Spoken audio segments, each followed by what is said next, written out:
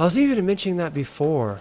This is one of like the hardest times in history to like also find a mate or find a wife or even find a girlfriend or even a friend for that matter. We are in like a huge pandemic of loneliness where it's mainly for guys because of girls.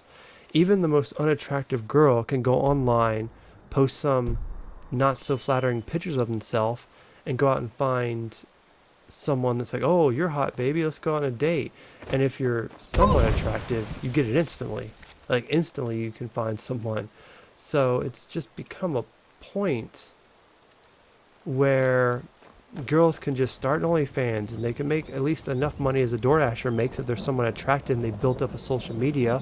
But they can build up a social media when they're 16 and 17, build up, and the moment they hit 18, they can just start live streaming with their boobs out a little bit and make tons of money off it, way more than I'll ever make. And I know it's degrading and stuff, but I mean, you're in your prime, might as well use it. Can't say if I was a girl at that age, I wouldn't. And it's just, girls can just get on dating apps or get on Facebook Market or get on any of that stuff and instantly get like, hey, can you send me money? Here's my Cash App. And men are so lonely that they'll do it just to talk to a girl in their DMs. And so every girl that I meet at my kids' school, out doing DoorDashes, they all have boyfriends. Every single one. You try to be like, hey, what's up, man? I'm trying to make some new friends. You want to hang out some? No, no, no. They all have boyfriends. And it's just, we're in a pandemic of loneliness where it's the hardest it's ever been to find a wife or a girl. And I'm at the age where it's like, it's impossible now because there's someone with more hair than me. There's someone that's more fit than me. There's someone more younger than me. And for me to ever find anyone ever at this point, it's going to have to be some, I don't know, crazy single mom or something. And I just don't see it ever happening again. And I know so many people that have killed themselves over loneliness. I had a friend named Raymond, and he like broke up with some girl, and it went very bad. He was, truth be told, he was kind of a drug head, and he ended up hanging himself over some girl, you know, messed up on some drugs. And I went to his funeral, and it's kind of sad. I haven't seen him in a few years, but we talked a little bit on Facebook, and it was just like, damn. And that was around COVID times, like right when I had my 6-year-old. So it was like 5 years ago now. And it's just crazy, man. I know it's kind of stupid that's one thing that kind of inspired me to want to get it back into music.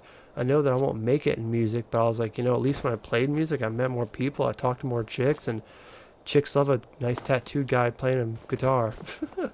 But damn, dude, the epidemic of loneliness is insane. It's actually, once I put out this album that I'm working on, I'm trying to get out in a few months. Once I get this album out, the next album I want to put out is going to be about that very thing. It's going to be like, I don't know the title, but it's going to be something like The Epidemic of Loneliness, or, you know, something to do with, you know, guys and loneliness, how much it sucks. It's all going to be about, you know, songs like that. That's like my next idea for the title of my next album, if I ever do that. Like I said, I never have time to make music anymore, but if I did, that'd be it, because it's a battle out there, not just for jobs, not just for work, not just for, you know, trying to survive, but love in itself. The most thing that should be the most basic human right, love, is the hardest thing to get. And if I didn't have my daughters to hug and kiss and to put all my joy and love into, I don't know if I'd be here. I honestly don't know if I'd be here.